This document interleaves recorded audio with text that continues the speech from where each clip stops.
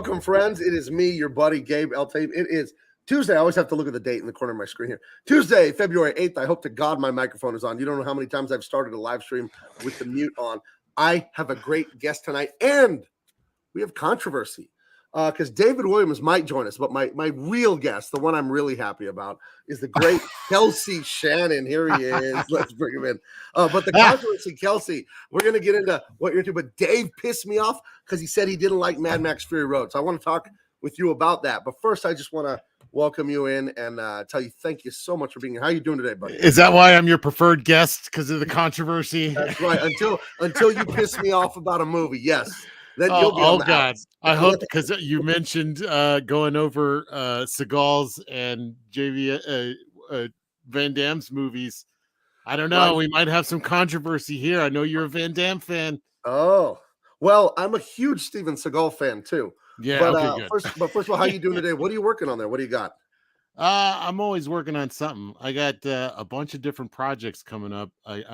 Norris Saga. I got one more issue of that. The trade's out there right now. You can get it. Go to norrissaga.com.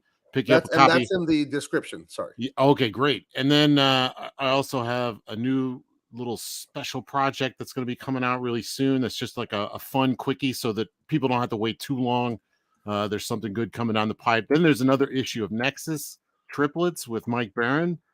He's rocking it right now with Thin Blue Lines, so go get that. Yes, and that Nexus book you did with him has the joke of the year in comics. I keep hearing about this. Yeah, okay, I'm gonna bring it up for you. Hopefully, I can find it. Okay, but I'm gonna have to dig through some JPEGs when I had Mike on my show. But everyone knows about getting those. Well, I guess I shouldn't step on it. What can you vamp for a minute about Steven Seagal and Jean-Claude Van Damme? Oh, I found it. Oh, okay, because I could. I found it. Okay, we'll get into it. We'll get into that because that's going to be a lot of fun. Comparing notes on that. I didn't know there was anyone that liked Steven Seagal besides me. Oh, get out of town. It's like you and Bancroft. Bancroft's like, I didn't know anybody liked European graphic novels. Get out of here. They don't sell millions for nothing. So look at this. Okay. This is the brilliance of Mike Barron. So beautifully illustrated by Kelsey Shannon, though. And it's so in this part of the story, Nexus, who is a cosmic hero, for those you don't know, a lot of his adventures are in outer space. He's flying through hyperspace, like in Lightspeed, like in Star Wars. And he says, no one has ever received a transmission while in hyperspace. Who could possibly? And then when he answers the call on his spaceship, it says, greetings, we've been trying to reach you about your vehicle's extended warranty. I laughed so hard when I read that. I'm good friends with Mike Barron. And you're not the only one. What an amazing sense of humor that guy has. I honestly, I'm going to level with you. I didn't get the joke. Really? Yeah, I was like, I don't understand, but I'm going to draw it and try to sell this joke the best I can. Do you not get those annoying calls? Well, no, I don't. No, not really. No. Okay. I've never really gotten those. I drive shitty cars that I can get, for like $7,000. Okay, so your car. Okay, I just paid off one of the last car I had a payment on. So I see. So maybe if you finance or leased a car, you'd be getting those calls. It's probably coming, but it's funny because I kept hearing the reviews, and it's funny you say that because there was a lot of people that they were like, this is the funniest joke. And I was like, well, which joke? I don't remember. And then it was that one. I'm like, oh, and then I got it, because it just took me a minute to understand what the hell the joke was. It's okay if you came in last on getting that one. As long as you came through. Let me welcome the chat, though. The chat has got a lot to say. We love the chat because they're what make this whole Comicscape thing work. Tari Owe is here. My mod Leg Kick 1, our great martial arts fan from LA is here. World Comics Review, welcome. Aviator Surge, Fearsome Built, Frode 79, GK1. John is always here. I know this whole gang. Right. I mean, I see so many of these names on different shows. What great fans. I love it. I got to tell you, Jay Lee is here. Jiminy Cricket is here. Jim Lee is not here, but Jay Lee is here. Yeah, it's Jim Lee. It is Jim Lee. I don't know if you want to talk to me, but I'll be friends if you want to be friends. World Comics Review is here. The Ragu Overlord, one of the greatest names in Comicscape fandom. Oh, yeah, that's good. SD0. I wonder if that has anything to do with my beautiful neck of the woods, San Diego. The Green Laser is here. That's an exciting name. Mighty Geek Studios. Jeremy Burtz, and I think that's most of the names. If I missed you, I'm sorry. But I love San Diego. Not to I love it too. That's why I choose to live here and pay the prices it costs to live here.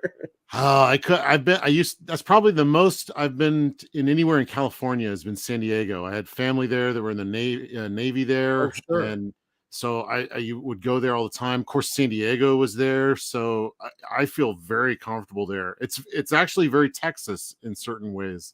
San Diego, believe it or not, is a oasis, is red, politically a little bit more than a lot of the other coastal cities in California because we have more military population here, so I've been told, Ah, than any place in America. I Everyone would believe here, that. Yeah. everyone here is not from here. I'm not from here. My wife is from here, but rarely do you meet people that were born here because of the Navy and the Marines and all of it's Marines. here. There's a great Yeah, Marine base there. yeah. Yeah. It's MCRD is the huge proving grounds, like 20 miles north of me, Y'all and got then the freaking Top Gun there. Top Gun was Miramar Naval Over Air on Station. Miramar. Yeah. Yeah, Miramar's close to me too. I can sometimes see them doing their tricks in the air. Once a Yeah. year, they have the naval show in October, and you'll see them pulling G's, and you'll hear the sonic booms, and it's really awesome. A I, normal I thing here. actually went and took a picture of the Top Gun sign, and all these guys come rushing out, and they were like, "What are you taking pictures of?" I'm like, Top Gun, right? And they're Right, like, "Oh, okay.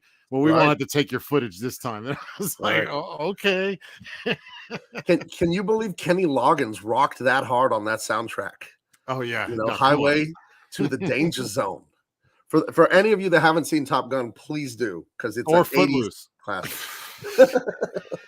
Come on, Kenny Loggins rocked the Footloose too, right? See them both at the same time. John says San Diego's Navy SEAL territory too. Yes, they do that near Coronado Island. I know they have some proving grounds there too. Oh, Hotel California is Right. right there on the island as well. Yeah, I went on a field Coronado. trip to the Hotel del Coronado. It's a beautiful place. It costs $1 jillion a night to stay there. And Supposedly I haunted. remember in third grade they taught us that the oldest light bulb on the West Coast was at the Hotel del Coronado. That was the first place that had an electric light. So Still burning, yeah. right? Is it burning now still? I don't know about that. That'd be amazing if it was. That would be really cool. Let's see. I had a question here that was football related, so I must answer. Uh-oh. Tari Owe, one of our regulars from way back in Ahmad. Gabe, are you going to be against the Rams on Super Sunday? I am. My favorite. We're gonna turn this into sports ball radio for a minute. My favorite NFL player is the great Von Miller from Texas A&M. He played for my Denver Broncos and was the Super Bowl MVP 6 years ago. Yesterday is the 6-year anniversary of the greatest team in the world, the Denver Broncos, winning the Super Bowl. Even though he's a Ram, I am not going for the Rams because Joey Burrow, the quarterback for the Bengals, has so much swag. It's ridiculous. And my heart breaks for the people of Cincinnati because that team has been so bad for so long and they've never won shit. And You're giving it to him, huh? I remember how I felt as a Broncos fan just watching them lose the Super Bowl. And you think you're going to kill yourself, not literally. And then when the Broncos finally broke through and won it in 98 with John Elway, changed my life. So I'm rooting for the Cincinnati Bengals, even though I love Von Miller. I'm a little conflicted, so thank you for the awesome question. Oh, I'm a Green Bay fan, but they're already out. Look who it is. David Grandpa Williams is having trouble with the link I sent him. He's like, you don't want that. You don't want that smoke yet, David. We're going to get to you. So do you want to address Mad Max? Do you want to address it? Oh, okay. Well, I mean, the conspiracy, or not the conspiracy, but the rig, what is it? I don't know what you're trying to say. Controversy. Okay, the controversy is that Gabe loves the last Fury Road. Mad Max Fury Road. Love it. And David hates it. He said it's garbage. I almost see. I wish we lived in the days where you still had a phone you could slam down so you could hang up on someone. Yeah. Because I'm on my cell phone. How the hell do I hang up on him? Yeah. Am I just gonna click it really hard? I'm gonna be like, you know what? Like I showed him. No, so, yeah. I mean, I find this fascinating because I actually quite like that. I like each movie, and each movie kind of is a standalone movie unto itself. I mean, I love the first one, and nobody loves that one. It's its own kind of thing. But Fury Road, again, I mean, what's his name? George Miller. Right.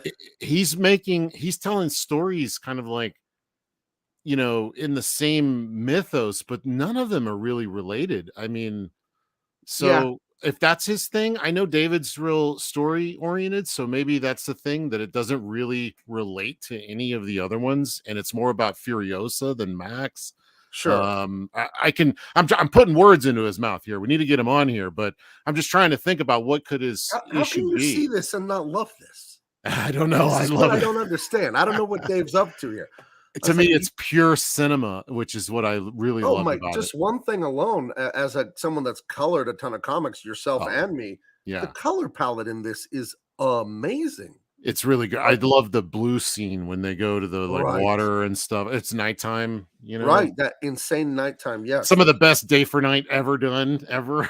Right. Now, do you know? Let me ask you about Day for Night. For those of you in the audience that don't know what it is, I found out a few years ago. Yeah. In the old days, especially a lot of westerns and stuff, they would film a scene that's taking place in the dead of night, crickets, everything, but you could literally tell they filmed it during the day. I Mhm. noticed this all the time when I watch Little House on the Prairie. I watched the Oh, entire yeah. 10 Right, seasons old last year, school. and Yeah. they'd be camping at night, and you'd look through the trees and you could see a blue sky peeking out. Now, Yeah. I don't know enough about making movies to know why. Have you ever been told, or do you know why did they used to do day for night, Kelsey? Oh, because it takes a lot of power to power these giant ass lights to get enough, because back in the day with film, you had to have a lot of light in order to expose the image onto film. These days with digital, you don't need nearly as much light, but they still do to make it look great, because otherwise it gets real grainy. But yeah, that's the Oh, whole thing. So if they're shooting out in the middle of the prairie, they're hauling giant generators out there, big ass lights and cranes to hold them up high to simulate mm, moonlight. So just shoot day for night for TV. It's a great, just get away with it. But okay, they okay. did some stuff in this one to get away with, to really, they did use computers to really sell you on the idea that it was nighttime. And I thought they did a great job. Yeah, thought the movie was just visually just a feast. I mean, I know that's like a cliche, but Mm. I couldn't get enough of it. I know there was like no story. The movie's a 2-hour chase scene, Yeah, there's but story. I really felt like I had to take a breath after watching the movie. Like, oh my gosh, that was intense. I think there's enough story in it that you can actually, like, go into it yourself, and, like, oh, you can think about, oh, the polecats, what their day was like on an average day, like, because we get enough of this one group, the war boys, we get enough of their daily life to kind of maybe infer all of these guys. I want Right. to know what the guitar guy does all day when he's not playing guitar. That guy, yeah, It does he just jam just out the at home? aesthetic there to me couldn't be more perfect.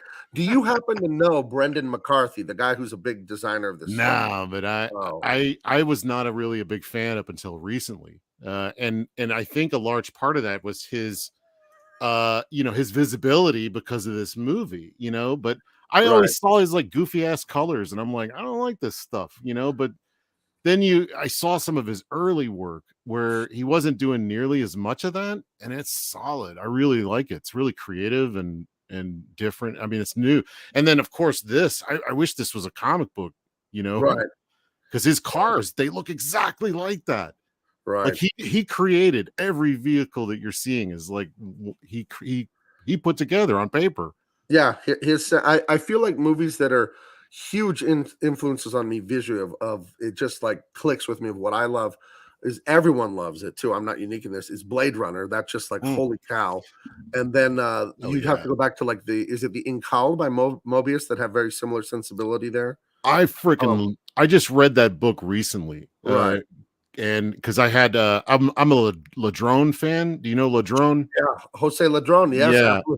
Hip freaking flaps and all amazing. that stuff. Yeah. Well, he did the Right. last Inkle, and I was like, I love this so much. I want to read it, but I'm like, I got to read the Mobius ones I thought you were first. gonna say So, you loved it so much you wanted to like kiss it or marry it. Like well, you said it was so no, much yeah. conviction. Well, because I don't know that I'm a huge fan of the writer. What's his name? Because he's weird. He does a lot of weird stuff, and I he's don't know the writer. That's a book where I know the artist and not the writer. You know what I what's mean? his So name? The chat knows who I'm talking about. He's the one that started Dune, and then eventually it was so crazy they kind of, like, took it away from him and gave it to, like, David Lynch. But hey, what's up? Well, yeah, I mean, so what were we talking about?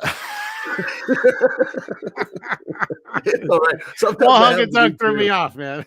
Yeah, I know. Sometimes you check the chat and you forget what you're talking about. That's okay, man. Yeah, So, yeah. yeah. Oh my goodness. Okay, so we both agree that Mad Max Fury Road is fantastic, and if Dave ever Who has the making nerve, movies like this? Yeah. if Dave ever has the nerve to show up on the video, we'll team up on him. I have never seen a movie like this, so I give it a lot of credit just for that, especially when Sure it was enough. made. There was just like nothing with any balls being made. I'm sorry. Right. Yeah. No, we long for that. Just action. Someone what's Zippy the Unicorn was roasting me a little earlier. Where was it? It was a good comment in the chat. He was saying that here it is. Zippy says, Gabe's taste in movies is quite suspect. Dude, I watched Cyborg. You owe me back 82 minutes of my life. I will see you in Oh court. no, come on, that's one that's man, you should have warned him. I never said it was like okay. There's a difference between good movies that are high quality and entertaining. I was talking to David Williams about like writing like that earlier today, actually, and I said it's like going to Jack in the Box at 2 a.m. Yeah. You know why you're there. I know why you're there. There's nothing good going on, but you're going to I have a love it. little bit of, That's my favorite stuff, to be honest with you. It's the guilty pleasure stuff that's like, I right, know this is bad for me, but right. Absolutely. Yeah. Well, and in Cyborg's defense, you're probably like me in that in the videotape days before the internet, we're gobbling up anything that looks anywhere close to cool because Right. there's only like so many giant big movies in the theater back then. You'd go once in a blue moon or you'd go see anything. But when you're seeing like, oh, what's this? Cyborg, I love cyborgs, and then you see this guy doing kung fu in this like post-apocalyptic landscape, and he had the guy with the glasses who's like, What was it? His name was Fender in that one, and he had like right. metal teeth and stuff. Yeah, it Here's a was bit of awesome. trivia. That guy shows up in one other movie of the 80s No, classic. which one? He's one of the sort of rough gang member types in Point Break. Oh, With okay. you remember Anthony Kiedis was part of Right, that little right. group. Yeah. Right, and I think Flea, the bass player from Red Hot Chili Peppers, was there with Anthony Kiedis, the It singer. I might have think they were been, both yeah. in that. It's Yeah, been a when they tell while. him like locals only, man. Because I know he's Flea is definitely in the Back to the Future stuff. Oh man, we're like going down an 80s road here Right, now. right. Well, yeah, we'll get there for sure. Cyborg has one of my greatest low budget movie moments ever. In the final scene where Fender and whatever the hell Van Damme's name is in that movie, they're gonna face off. They have like wind and smoke and rain. You can literally see the prop guy, the grip guy, holding a fan, and you could see him clearly from head to toe. And when the camera comes in on that, I was like, who's that guy? Is that like a bad guy? And then I realized he's just in like tight Levi's and a tucked in collared shirt, and he's holding a fan and they're blowing steam onto the fight scene. I'm like, oh, that's just really shitty photography, is all that is. Yeah. That's funny. I know. I never noticed that. Yeah, I noticed that the other day when I watched it. Okay, I so I haven't brought seen up it in some ages, but yeah, go ahead. I brought up something really interesting to you before we came on. And of course, we Oh, all yeah. know why we're here. We all know why we're here. Yeah, But I wanted to challenge you on this. If you think, and I'm not saying I disagree, I'll reveal my opinion later. You think that Steven Seagal has a better first couple movies than Jean-Claude? I think so because, man, every one of those movies is an action masterpiece, in my opinion. And I think Van Damme has millions of percent more charisma than Steven Seagal, but Steven Seagal's movies on average are way better, I think. His first few, because he went off a cliff quickly. Oh, he did. I think by the time he gets to On Deadly Ground, the last 5 minutes of that movie, he's lecturing us, the audience, and the world about like pollution and stuff. Yeah, it's like, get out of here, man. Just kill something and shut up. Yeah, his first 4 or 5 movies are awesome. And then he becomes what I told my wife is called the Albuquerque Buddhist. He starts wearing those leather jackets with fringe all down the sleeves and everything. Oh, that was awful. That was he's got his Buddhist beads, and nothing wrong with Buddhist people. Have any religion you want. But you know what I mean. He went off the Hollywood deep end of being I will say that you're talking about the first 5 movies of these guys. Right. I First five-ish. Yeah.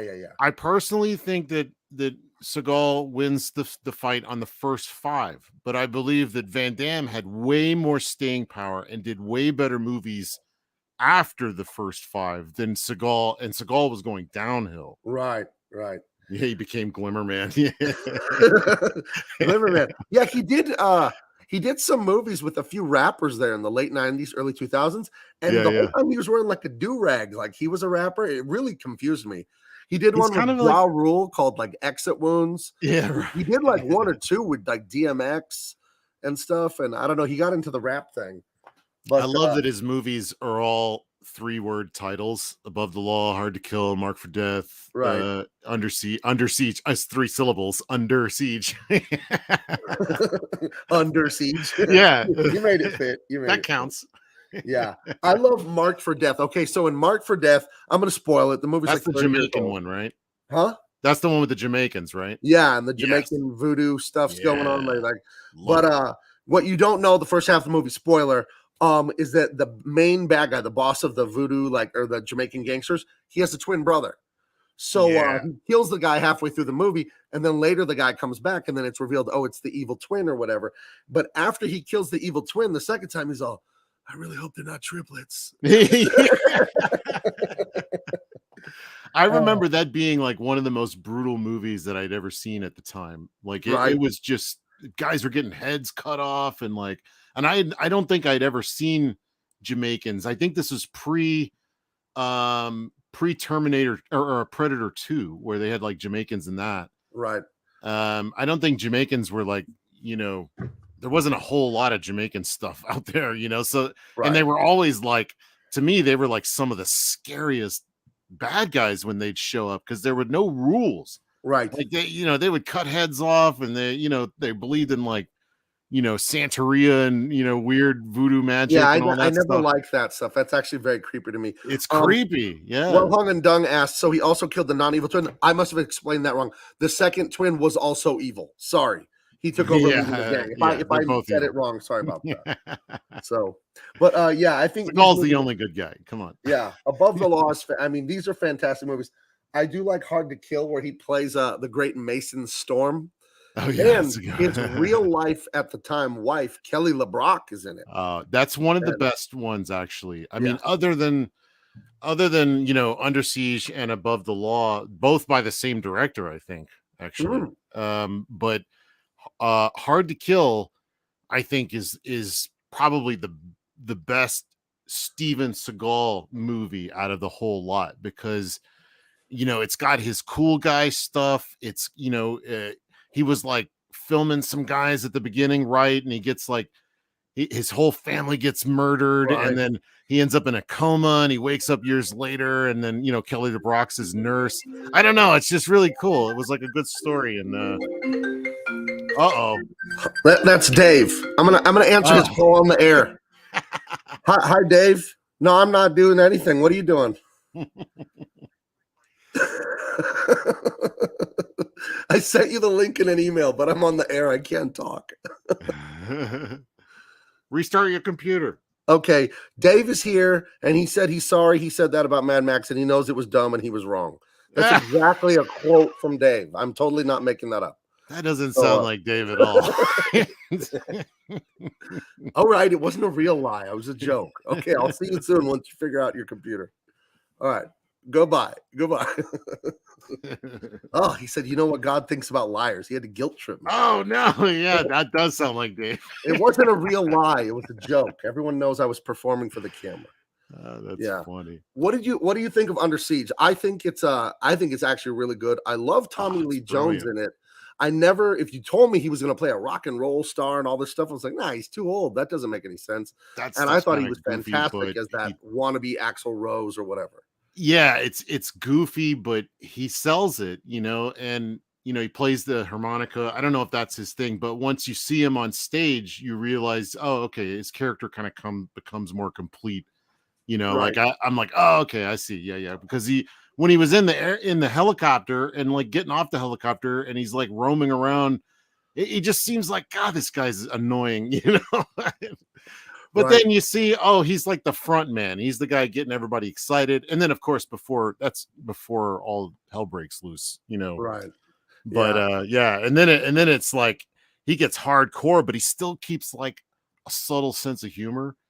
And yeah, I think I really like his character in that. Yeah, it's great. And Casey Ryback is who he is in that one. He's the chef, but really, I Yeah. love how he's always like former CIA, FBI, NSA, Navy Of SEAL. He's like course. former like 10 things at once. Just like real life. Yeah, it's like a big triple decker sandwich of badass. So, I love Gary Busey in this movie too, where he like yes. spits in his soup and he's like, for flavor. Oh God, And he's nuts, man. It's like it captures his lunacy. he does play a good and uses lunatic. it. Yeah, well, he is, but Seems like it. they use it really well in this one, Yeah.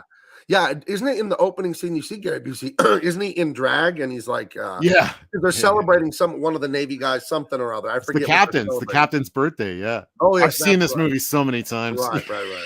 Ooh, and it had that gorgeous Playboy model, the one that came out of the cake or whatever. Erica Liniak, yeah, I love there you go. her. Casey's Oh my God. Kelsey's got that taped to his wall or something. I got her Playboy, yeah. Oh goodness. She was on the first season of Baywatch. That was one of her things with I never caught the Baywatch thing. I never watched it. I just never, I don't know. It just didn't intrigue me at all. I watched it a little bit, but I tried to watch it recently and it's so 90s. I really love it for that. It's funny as hell, but right. I don't think I can watch it non-ironically, Oh, okay. It has to be just like, oh, this is so stupid, but no, I don't think I watched the first episode. I was like, yeah, look at these ladies. And then you kind of watch it for the ladies. And then it got old, it's like, Yeah, I never saw it. Leg kick one for $2. Thank you very much. Very generous of you. Seagal in the Onion movie, his best role. I don't know what that is. What do you know, Kelsey? Is that Onion like the Onion, the website, the Onion? I don't know this comedy. I don't know. Let me turn on the Google machine here. Yeah, I have not seen any of this stuff. The JCVD thing that he did, the where he plays himself basically. That's one of his best ones, Kelsey. You gotta see JCVD. That's what I've heard. I just kind of got out of it. He has a scene in that where he has a scene in JCVD with Jean-Claude Van Damme, where the movie kind of stops and the lighting changes like to more theatrical lighting, and he sitting on something and it lifts up out of the place where the story's taking place, and he just starts confessing his sins that you guys gave me a career in Hollywood and I got on drugs and I fucked it all up and I'm so sorry. And he like starts crying into the camera because the movie's about a fictional version of the real Van Damme and how his career had kind of gone sideways at the time. But in a way, he's putting his own soul right out in the open. He's really talking about how he got mixed up on cocaine in the 90s and all that. And Mike Barron has a great story about Van Damme. No kidding. Just tweaked out on cocaine. I can tell it's a very short story. It doesn't have much of a punchline. But yeah, if you could sell it, let's go for it. I'm going to step on my own story here and ruin it. No, it is funny. They were working on Time Cop. Remember the Time Cop movie or whatever? Love Time Cop. I think Mike Barron wrote the adaptation or he wrote the comic book or something. Because Mike did a bunch of work with Dark Horse and he's good friends with Mike Richardson and all them. Mm-hmm. I don't know what Mike Barron's involvement was, but he said dinner, Van Damme's house, talking about the movie, right?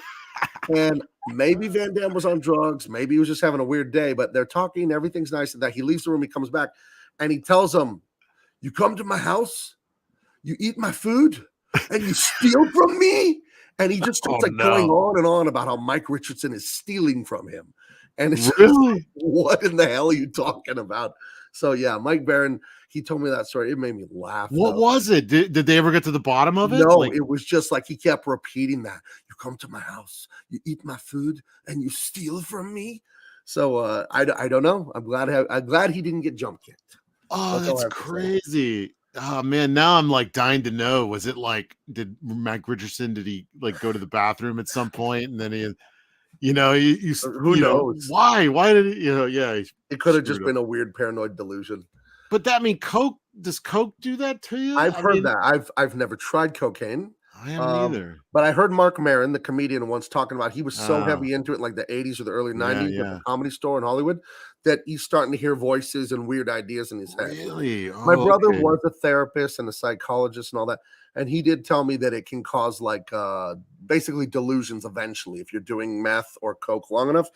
I'm not a Like, doctor. Do not take medical advice from me. I don't know what I'm talking about. I'm yeah, repeating go what ahead I've and do heard. coke. Yeah, don't worry about I'm repeating it. what I've heard. I don't know what I'm talking about. So wait, so it is like paranoia creates paranoia and stuff I too? guess that's what I've heard. Yeah. Again, Wow, yeah. crazy. I think Anthony Perone sums it up. Cocaine is a hell of a drug. Yeah.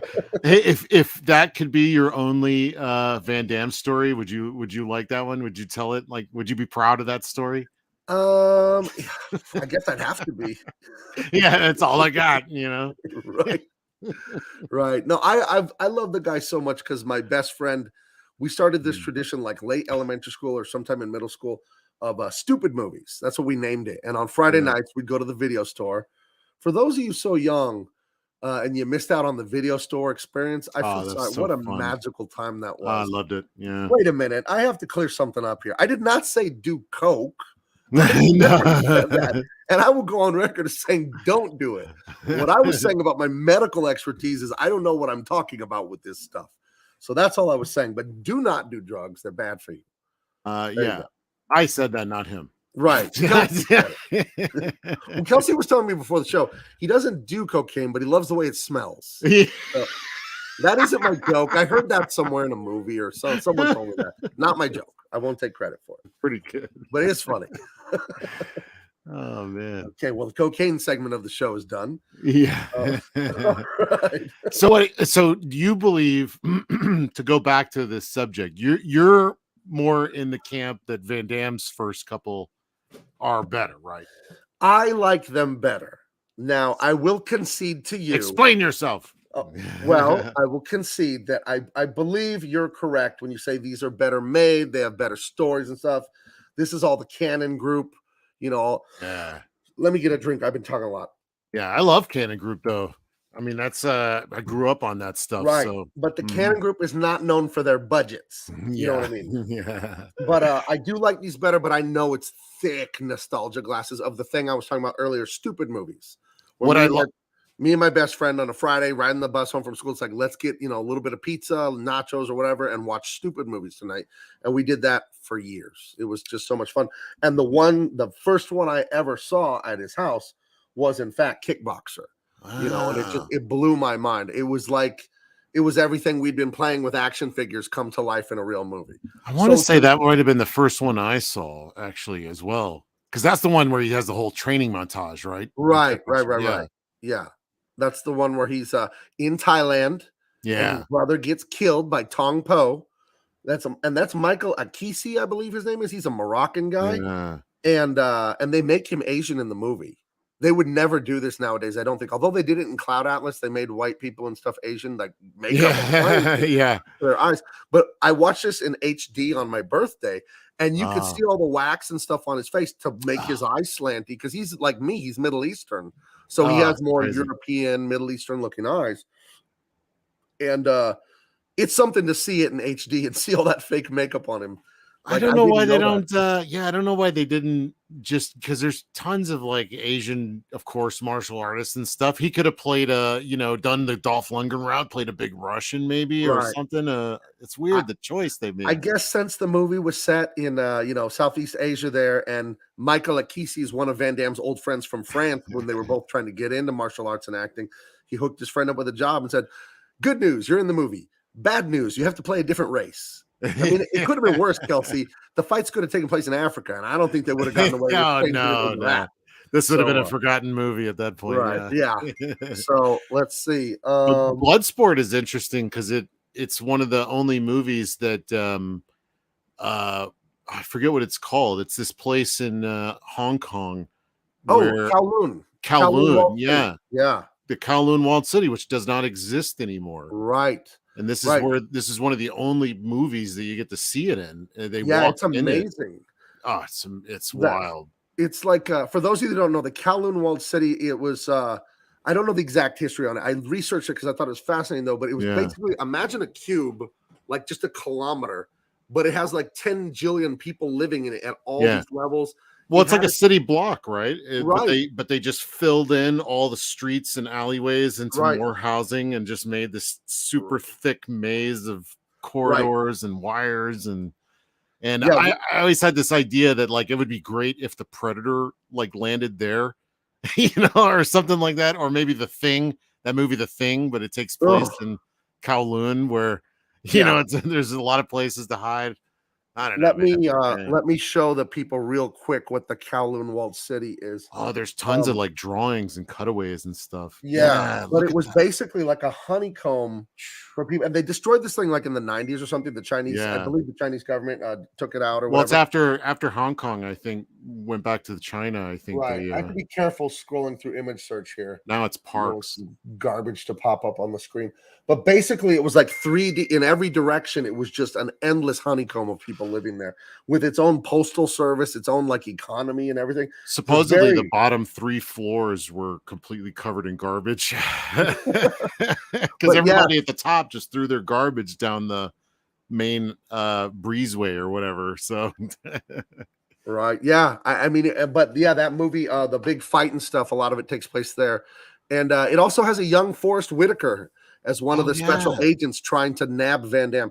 In that story, Bloodsport is a favorite of mine, and I'm gonna go on let me go on this here on my theory that we have Bloodsport to thank for Street Fighter and Mortal Kombat and all that. Oh yeah, I'd buy that.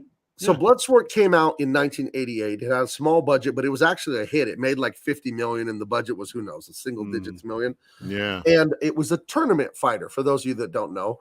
And Frank Dukes is an army soldier who is invited to go to this tournament in the walled city of Kowloon. It's a secret tournament. The most deadly, dangerous men from all disciplines of fighting, kickboxing, karate, jiu-jitsu, you name it. Sounds like Mortal Kombat, right? Sounds like MMA and UFC. Yeah. Think about it for a minute. So he wins this tournament anyway, Frank Dukes.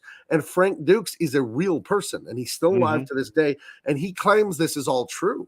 Like he wrote the pitch for this movie and took it to Sheldon Lettich. Sheldon Lettich wrote Rambo 3. He wrote tons of movies. It doesn't surprise me at all. Yeah. Yeah, he wrote a bunch of Van Damme movies. And I think the biggest movie he ever wrote was the biggest movie he wrote was Rambo 3, I believe. So Sheldon Lettich and Frank Dukes and Van Damme get together and make this great tournament fighter movie. And it's hilarious because you're a little kid watching this. And at the credits at the end of Bloodsport, they list all these accomplishments Frank Dukes had. It's like he has the fastest knockout, 0.2 seconds, and he defeated the most enemies in one tournament, 56 people in one weekend. And you believe it's all real because you're a kid and there's no internet in 1989 to go double check if any of this shit is true or not. Well, not only that, but this were secret fights, underground fights. So there are no records. You can't check on this. Right. They were all on the bottom floor of Kowloon, but it's been destroyed. So okay. So Bordeaux has a good point. Street Fighter came out in 87, and Jay Lee is saying American Ninja came out in 85. So okay, so maybe it's Bloodsport is 88. Bloodsport came out in 88. So I would say, okay, well, at least this is the most successful of all those things, though. This movie at the time was more successful than Street Fighter, more successful than American Ninja. But point well taken from you two. Thank you. Now that makes me wonder if this was in response to some of that. It could be. It's that thing in life where when did the video games? The video games didn't come out until like the 90s. The big hit Street Fighter 2, I think that's 1991. Right. Yeah, so that makes sense in that it still inspired all of that stuff because American Ninja doesn't have any tournament fighting in it. It definitely has influence over the ninja characters for sure. That influenced everybody with them ninjas, man. Right. We need more ninjas. Ninjas are amazing. When I was in college, I was at IHOP. I don't drink now, but I may have been a little inebriated at 2 a.m. having pancakes. And at the table, 2 tables away or something, I hear these 2 really, really nerdy, unfortunate-looking gentlemen talking. They were young guys too. And in my state, I literally overhear one guy as he scoops some omelet in his mouth. I'm just 2 tests away from becoming an official ninja. That's what my master tells me. And sure, guy. So I don't know if I encountered Dwight Schrute or who that was. But SD0 brings up a good point that I've forgotten about. Johnny Cage was the inspiration for, or Van Damme was the inspiration for Johnny Cage, the movie star that's a tournament fighter. And from what I heard, they approached Van Damme's people to digitize him and put him in the Mortal Kombat game, but I guess he didn't want to do it. It's funny how many stories there are like that, like the whole Predator one where he was like, going to be the Predator at one point, but he was like, this is dumb, and then he leaves. It's like hilarious. And then that he probably thought that several times where he could have been immortalized, but I still think that it was a wise choice. Either one of those would have, pigeonholed him in a certain way that would have limited him, Right. Yeah. I think the universe spared him being a video game character or an alien. Right. Yeah. And the old Predator, it looks stupid. It looked like an ant. Have you ever seen it? The Van Damme Predator? Yeah. It's like red because they were going to do that. It wasn't supposed to be red. Like, I really want to see what it was supposed to really look like. I'll bring it up real quick. I'm going to Google Van Damme Predator, then be very careful when I show this on screen because the red of the suit that you see was part of the effect. Oh, okay. I haven't seen that. Okay. Insect-headed thing. It was not nearly as cool. Yeah, but it's not as cool. He didn't last. Look at him there with the glasses. He looks like such a baby, like such a kid. Well, he must have been. What, 23 or something at the time? He wouldn't be caught dead in those glasses now. Yeah. But yes, he was the original Predator, just so you guys know. Yeah, it's fun. It's a fun little tidbit. So what do you think in his there's like this middle group of movies that people could take or leave. There's like Time Cop, which isn't perfect, but it's a lot of fun. I still like it.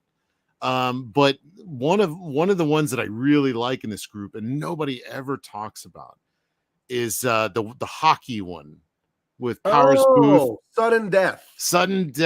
That has Powers Booth is a great villain in that. He's awesome. Yeah. It's Die Hard in a hockey arena. Yeah. That's what it is. It's Die Hard at a hockey playoff game. Who's the guy that saw he went on your recommendation to watch Cyborg? Oh, Zippy the Unicorn. Yeah, Zippy. Watch that one because the action in that rocks. I mean, it's not a perfect movie. Right. It's a hell of a lot of fun, and it's a way better than Cyborg. Right. Cyborg is not a good movie. See, watching Cyborg is like going to Jack in the Box at 2 a.m. Everyone knows why you're there, and you should be a little bit ashamed, but it's going to be a little bit of fun. Yeah. So, don't take it too seriously. Well, I want to see what you think of this, Kelsey. Have you guys seen the Raid movies? They are crazy good. Some of the best action scenes I've ever seen. I've heard about the Raid. I've never seen it. I feel ashamed. Have you seen it? Is it good? I have seen the Raid, but unfortunately, I saw it after I saw Dread, and it was so close that I felt like I was watching, like I'd already seen it. But he's the action though. That director and the stars in that, some of the best action they're being made. Period. Okay, I mean, maybe I'll watch the Raid tonight. That's been my ritual for quite a while now. I guess since COVID started and you couldn't go anywhere, but thankfully we've been out of that for a long time. But I started watching a movie every night, and that's how I got back into Van Damme. So passionately. Oh, okay. Is I was watching the Angry Video Game Nerd. It's a great YouTube channel, a lot of 80s Nintendo nostalgia, and they review movies too. And they said, "Hey, Bloodsport is free on Netflix." So I watched it. I'm like, I've forgotten all about this. So then over the next this was the very beginning of the lockdown. I watched literally every Van Damme movie that exists. Yeah. There are so many terrible ones, but there are some gems in there. There's only one I haven't seen called The Heist School, where it's like an action comedy where he helps some kid I don't know that one. pass some test to get into a special school, but it's in Hungarian, I think, or in some other language. So I didn't want to watch it. I was just and he was only in it a little bit, I guess. So what out of when you went through this marathon, what was the one that really stuck with you? What was your favorite? My favorite without the nostalgia glasses of Bloodsport. Nostalgia. Yeah. Oh my gosh. He has one called The Bouncer that came out 3 years ago. It's really good, actually. No, I haven't seen that. It's really good, that one. Yeah, it's brutal, that one. And there was one Is that the one where he's in Texas? I don't remember where they are, but it's like it's Yeah. always he's a special tough guy, whatever. Right. And I think they kidnap his daughter or something like that, or a young girl. But the bouncer was really good. I thought that was actually really good. And then there was one where he played a deaf or a mute guy. I think he had to speak to people with the phone in it, called like Dying Young or They Die Young or something like that. I don't remember. Oh, yeah, Came I out know. just a few years ago, and it has like I don't know if it's Southeast LA, but a bunch of Latino gangsters. Could be Texas. I don't know where. But that one was actually really good too. I like that one a lot. So Bordeaux was like, anyone remember American Cyborg Steel Warrior? Worst movie ever. Yes, I have seen that actually. That's the one with the he's like the Terminator, but he has like a mustache. what? He has a cybernetic mustache. Yeah, he's like this giant. I guess they got just the biggest guy they can find to play like a Terminator kind of guy, but he's blonde and he has like a blonde mustache. Okay. He's like, I'm not shaving it. Let me recommend another channel. If you guys love these kind of movies, there's a channel. Its name is, I think, Jason Brandt, but I think the channel's called, or the show's called So Bad It's Good. Yeah. I found this like at Christmas time, and he puts out a new video every week, and he watches just schlock from the 80s. Like I love that stuff. The worst, the better. And but his goal always, and he watches it with friends sometimes and stuff. Yeah. Really funny, like snide comments and stuff. But then they rate it at the end. Is it so bad it's good, or is it just bad and you shouldn't watch it? And I've watched a few that he recommended, and they're just so bad that they end up being good. It's really. Do you really watch Red Letter Media? I saw some of those years ago. I haven't seen them recently, but I'm aware of them. Yeah, they do the something similar to that called Best of the Worst, where they watch like 3 terrible movies and then like which one's the best of the worst ones. But yeah, Right. I don't know that those movies are only fun when you're watching them with friends. Oh yeah, that's the kind of movie you spend half the movie looking at your friend to see if they're gonna laugh. Yeah. Hey, John has a question for you, Kelsey. Kelsey said his favorite movie was something with motorcycles or something. What was it? With motorcycles? Well, I love this. There's a movie that it's hard to find, but it's called Warlords of the 21st Century, or AKA Battle Truck. And the Battle Truck. Yeah, that's a great name. It was one of the first. It was an early movie filmed in New Zealand, so you get to see that landscape that's in Lord of the Rings and stuff. And they filmed it all with helicopter shots, and it's really cool. But it's like this group of guys. It's like a guy on a motorcycle, and like he's trying to help. And there's like all the villagers or whatever, and then there's like this military guy driving around in this giant truck that has like guns coming off of it and everything. And so that might be the one I'm talking about, the one he's thinking about. But yeah. Last Starfighter, great one. Yeah, someone said something about, I love that. You remember the alien in the Last Starfighter where his eyes are like on the side of his head and stuff like that? And I honestly, I mean, of all the movies that they try to remake, like what do you call it? I mean, I love The Last Starfighter, but it could use an update in effects and like maybe a story update. But then they go and redo Total Recall. It's like, what are you doing? Or RoboCop. It's like, those are perfect. That. Yeah, they're neat, but they're not. Yeah, it's not worth your time, honestly. Yeah. What is this? That's the alien from The Last Starfighter. And I would watch it in high school with my buddy Chris Bernowski. Is there a better friend last name than Bernowski? Yeah, it's pretty. And, he's a great guy, Nick and Chris Bernowski, great brothers, friends. But I would do my Glomer voice. Like, they call me Cheeks. Yeah, that's it. Looks like this guy. Right. So the only guy I don't even remember this guy. I remember the dude that had the little thing that would go, bloop, the little lens that would cover his eye. It's a fun movie, Last Starfighter. It's about a kid that lives in a trailer park, and there's an arcade game of a starfighter, and he does so good on it. Really, it was a recruitment tool for the Intergalactic Federation to help them in their war. And he goes out there and he blows up a bunch of aliens in his starfighter. It's a fun movie for kids, and I think adults would like it, but I loved it as a kid. I love it. Oh, well. Angela, it's not a tumor. It's not. Death Wish movies. Yes. Okay. Absolutely. So Well Hung and Dunk, thank you for bringing this up. I'd never ever seen Death Wish until about a month ago. And I just thought, it's probably some old movie. It's not fun or whatever. And I'd never seen Charles Bronson movies. First ones. Besides, great. you know, like Once Upon a Time in the West, and not Mhm. much. So I hadn't seen him in much. So I didn't have much of an opinion of him. I saw Death Wish, and I couldn't believe how much I loved it.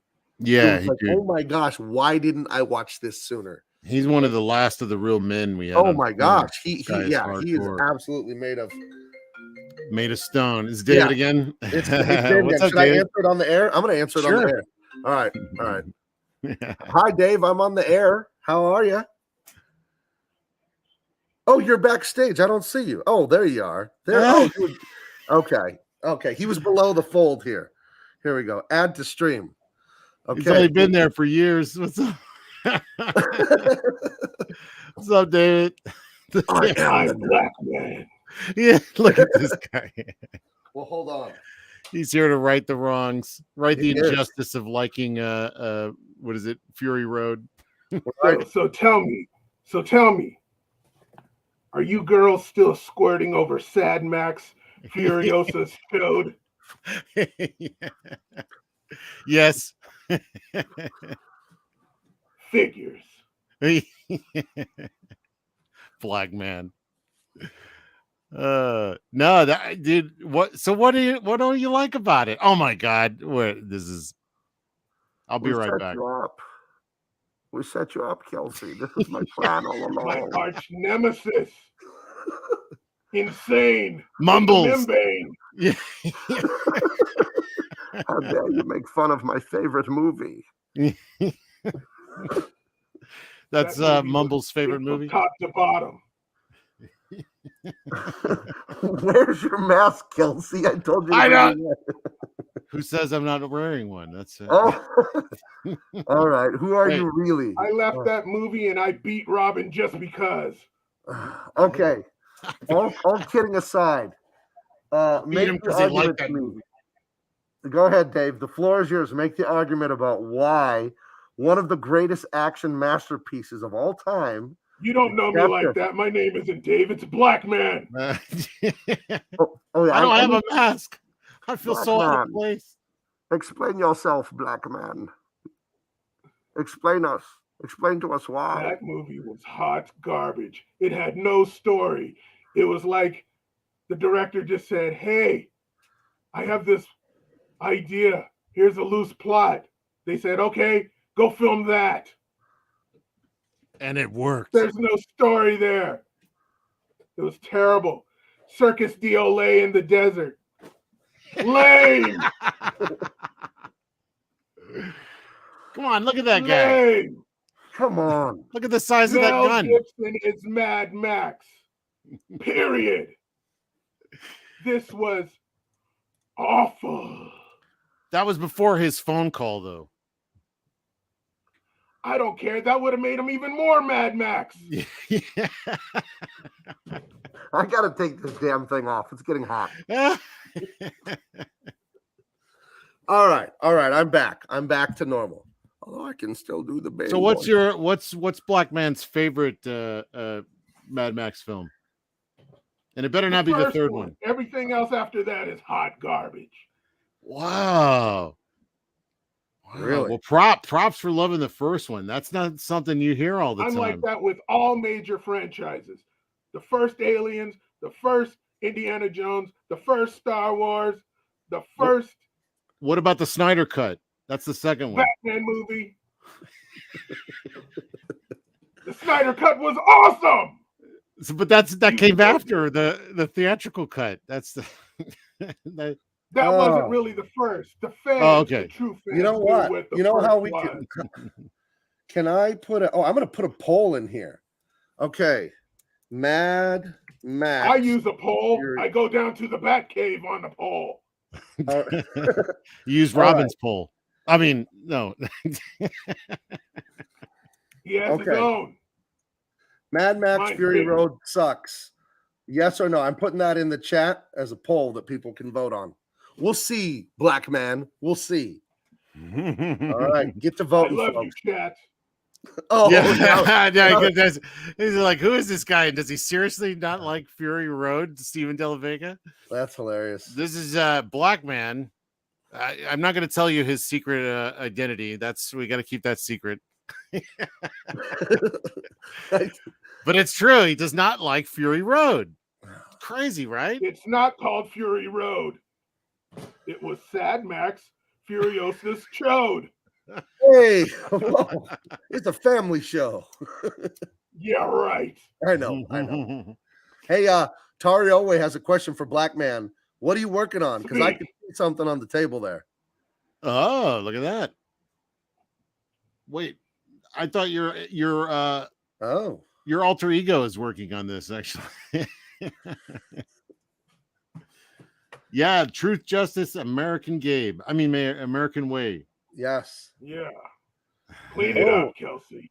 Clean it up. You want me to sell? I'll sell this book for you. All right, sell it. Well, come on, shill it for me.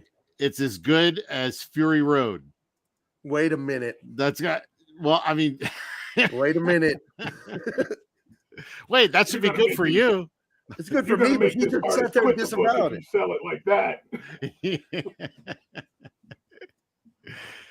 Nah, this is honestly, this book is going to be amazing. I think Black Man. Nobody knows Black Man is one of the best superhero artists out there, and to have these guys working on it together, it's great. And look at this. I just threw these together today, just little promos I posted on Instagram. So this is amazing art by a friend of Black Man's. I won't say who his friend is. Dave Williams is Black Man's friend. You know? So we don't mild-mannered David Williams. Yeah. right.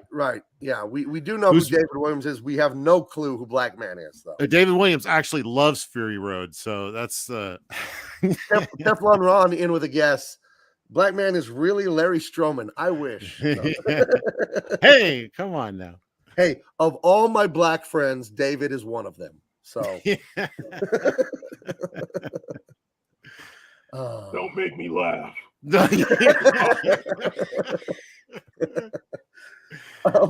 But yes, this book, I'm going to chill for a minute, guys. You're going to have to put up with it. We'll get back to Crazy Movie Talk. This book is an amazing idea that the great David Williams brought to me. Wanted me to flesh out a story idea that I thought was amazing. I'm not going to give away spoilers here. Yeah, how much have you revealed? I keep trying to tiptoe around it, but it's like I don't. Well, you were going off on Comics Day King the other day, and I'm like, no. I was trying. Yeah, I didn't say anything, did I? Maybe. I don't want people to go back and watch. I don't know. Yeah, don't go watch spoilers. Yeah, but no, this is exciting fun. Dave and I spoke on the phone for an hour today.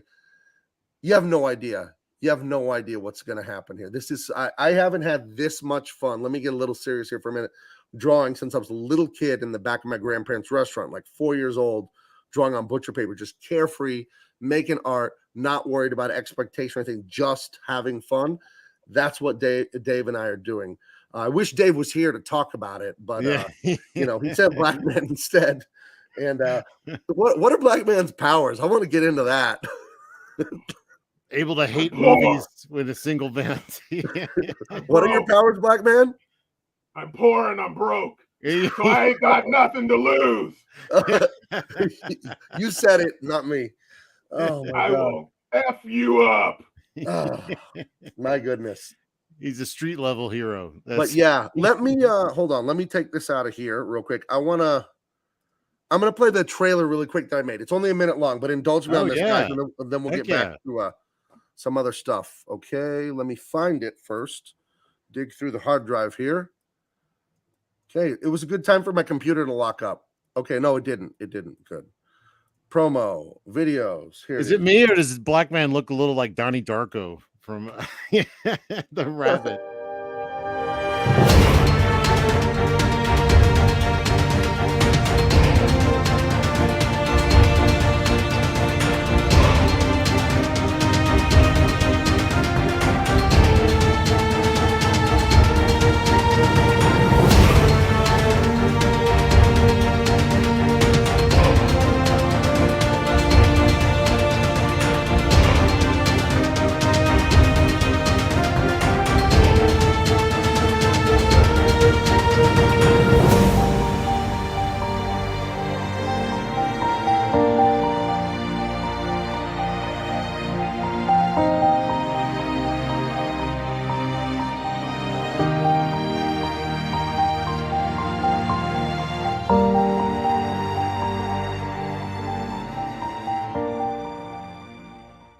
All right. Well, thank you for indulging me on that. Oh, we're getting a close up Very of good. Black Man here.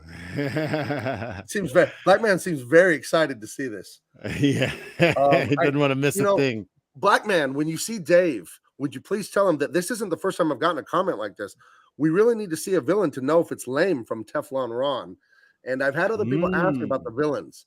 So please tell Dave that people are very interested in seeing how bad the bad gets in this thing. Yeah, how bad does it get? Book and find out. There you go. Yeah, buy the book and find out. Oh, here's some good news.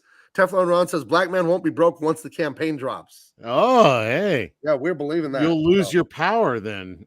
Yeah. And Bordeaux says, please make American Way the riot for far too long. Yeah. You can be rich and pissed at the same time, right? Right. Yeah. It's not going to solve everything. No, it doesn't work like that. Leg Kick 1 says, is the villain a communist? No, we're not going to hit you on the head like that. No. This is about Black Man relayed a message to me from Dave Williams because Dave is busy working. And Black Man told me, Dave said, you know what? Instead of screaming about SJWs and feminists, let's show people what we love. Let's show them how we can do a better book, more entertaining, and why the things we love are important. Yeah. Why are they precious and should be preserved. And that's how we win the culture war. And I thought, Black Man, thank you for telling me that. Please tell Dave Williams I said thank you. It's a great idea. So, yes. Will do. I don't know why I have to go through Black Man to talk to Dave, but, if that's how I have to do it, I'm happy to do it. So, a lot of people let me check on this poll here. Yeah. On that bed. Gonna have a layer of protection. So go ahead. Well, I was just like, we need to get into Black Man. Do you like what kind of movies do you like? You like Blade? That's private. That's okay. you like Dolomite? I think he likes those Tyler Perry Medea movies. Oh God! Hey! You're not supposed to reveal that. That's his kryptonite. Oh no! I think this is a serious question. Tari always says, "When does the campaign go up for Truth, Justice, American Way?" That goes up that we're going live on Indiegogo Monday, February 21st. That is when you can buy. You get on the mailing list now. And you get previews of things that other people don't get to see. I put the video online for them first, the mailing list people. And you also can get a trading card that you can't get anywhere else. You won't be able to buy it or anything later. So let me see if I have that handy here. Let me see. Oh, yeah, I have an example of that right here. And this is just a mock-up here, guys. This isn't the final version. This is just something I sent to Black Man. Then he sent it to Dave for Dave's approval. But oh gosh, Gabe, remove this. Oh, don't remove Kelsey. Remove this. Okay. Remove. Okay, now add to stream. Okay, that's just a mock-up I made for Black Man to show Dave. And but it'll be something like that. And yeah, this is a front and back of a trading card. Oh, I love it. I just put it's based on the 1988 Topps baseball card set my grandmother bought me when I was a fourth grader. Yeah. And it's the same sort of design as Topps baseball cards. So you'll be able to get cards and stuff in the regular campaign, but it won't look like this one. There'll be something different about the color, or we'll do something to it to denote that it was you were a mail list kind of person. So kind of person, yeah, that kind of a person. So hey, Well Hung and Dunk says he likes Big Mama's House too. He doesn't like number 1, but he loves 2. Is that true, Black Man? I loved it. I hated it. Didn't have Mel Gibson in it. Right. Fraud 79 or Frode 79, depending on where you're from. Will the cards be cardboardy like the old cards or glossy modern? I was going to get their full color and their gloss. Full color, both sides, and gloss. Oh, man. So, yeah. I'd love that. Can you even get those old cardboardy ones? Sure. Yeah, absolutely. You just, the printer by me can do it. So I found a printer with great prices on this stuff and really high quality stuff. I have all the Batman 89 cards. And I haven't seen those, but I don't know. Old school. They're doing old school cards like that? No, I bought them back in 89. Oh, I thought you meant that new series they were doing at DC where they were like Batman 89, the comic book that just came out just now. No. There's a new book of that. Now. Fourth grader when? God, I'm old. I'm 43. I was a fourth grader in, I want to say 88, I think. I was in Mrs. Stevens' class, and she told us she was divorced. She just got divorced, and she was really unhappy, and I didn't know how to handle that as a kid. I feel like that wasn't my business, and she shouldn't have told me that. So 88, 89, I was in high school. Freshman in high school. Wow. You guys make me sick. Yeah, it's good. Yeah. Black man was holding down his third job in 1989. Yeah, he was. Black man can order from the back of the menu at Denny's and get that discount. You know what I'm saying? The 55 plus discount. So. Yeah. So the trailer was good. Don't let the gray hair fool you, punk. It is Shane Davis. Bob Gable has revealed to us who Black Man is. It is actually Shane Davis, yes. Oh my God, Jay Lee says, God, I'm old. I graduated in 88.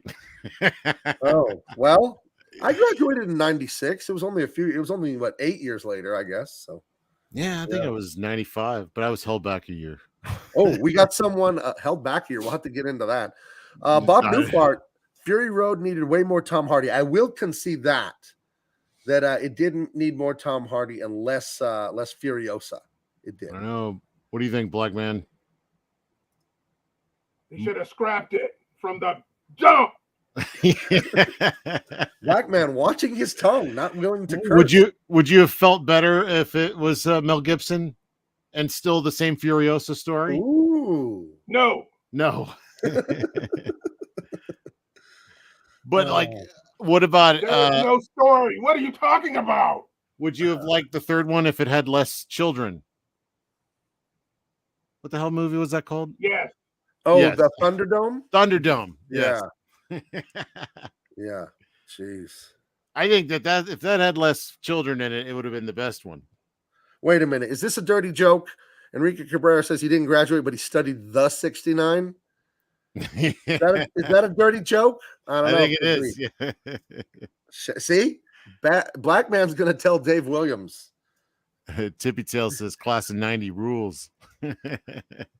O'Doyle rules. O'Doyle rules. Class of 90. I'm a class of 96. Yes. Bob Gale, 2 men enter, 1 man leave. Let's see. I love that movie. Well hung and done. Fury Road was full of white oppressors oppressing white people. What? Man, that must confuse the SJWs. I take it back. I love it. Angela Curry, but Tina Turner's legs. He's got a point. Yeah. Yeah, nothing wrong with that. Yeah, I'll be right back. All right. Kelsey's going to go put on his mask. So, Black Man, if you had just one thing you could tell the children of the world, what would it be? And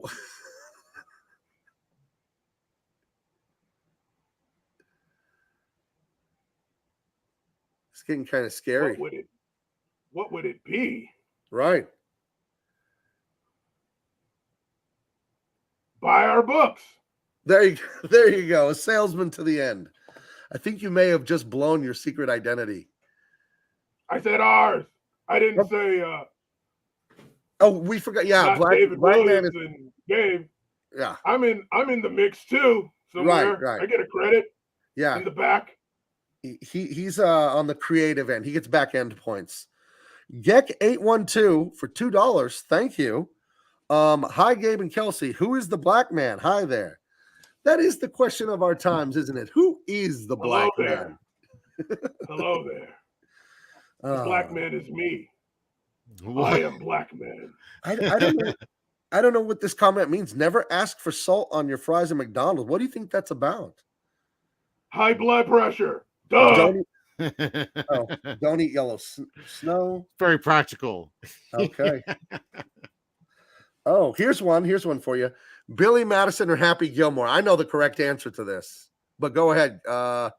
Either one of you. Which of these is better? Neither. Neither. Hey, you jumped on my line.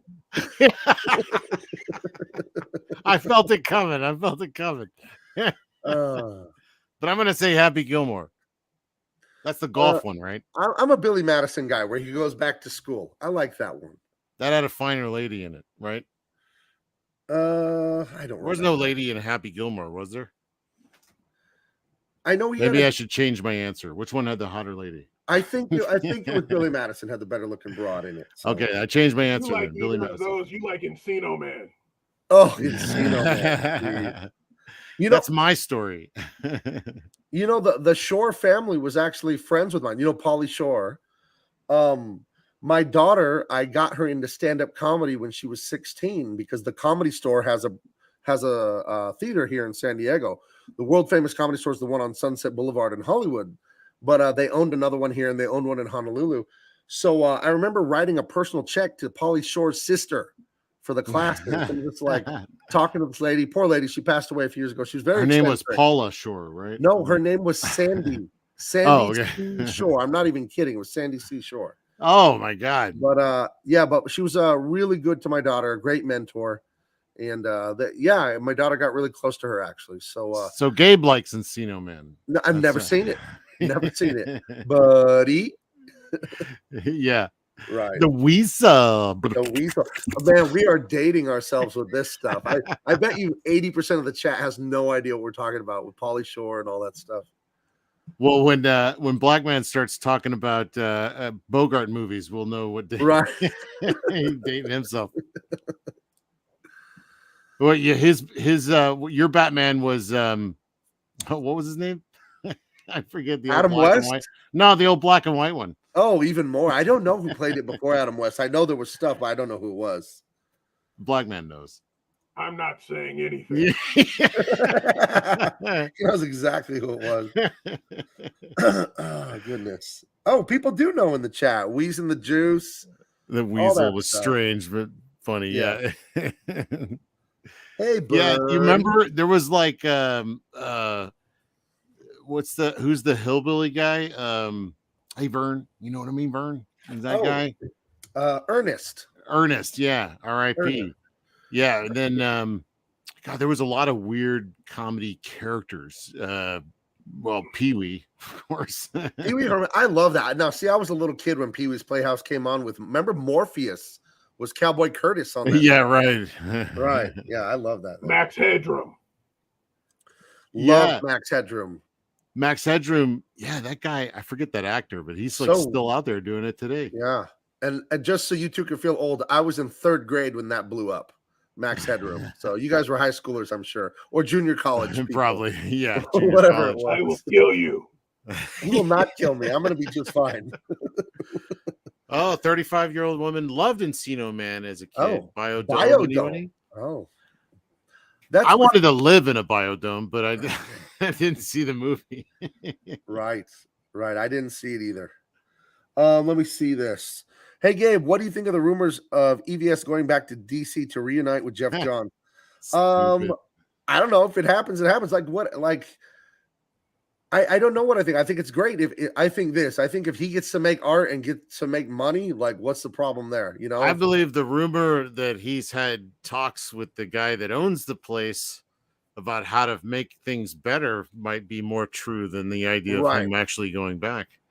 Yeah, if I had to guess about him going back, I would say that's not 0, but it's a number approaching 0 based on nothing that I know. I'm just guessing, having worked in the business so long. But I agree with Kelsey completely. If some people there have swallowed their pride and thought, you know what? No, he's a Trump supporter. The guy that actually owns it. Oh, really? Trump supporter. Yes. Wait, who? Who are we talking about? Do you know Black Man? Yes, I don't know his name, but the guy I forget his name. I know the guy that owns all of this stuff is a Trump supporter. The guy that owns Marvel, Ike Perlmutter, he's a Trump supporter. Also, right? We know that, but the new guy who's coming in to buy up DC and Warner Brothers is a Trump supporter. That's some decent news. I didn't know that. So now Trump supporters own all of comics that are dying badly because of leftists. How does this work? Listen, I am a Christian, and the Bible says, "Do not rejoice when your enemy stumbles." So it's been a challenge for me watching that Superman book I walked out on, watching how badly it's done. Oh, it's freaking embarrassing. I haven't been rejoicing on that. I pray they, their minds open up and they quit doing this SJW stuff. But it would be Well, a like, real shame to see the company wither and actually die. That would be horrific. I would hate it. well, I mean, I know somebody, I think it was probably Ethan, also said that this is more than likely, and Black Man might have an opinion on this as well, but like this is more than likely a move so that they don't have to pay the descendants of the actual creators. And that's why they're creating all these new characters, and then they're trying to take advantage of the current social climate as well at the same time.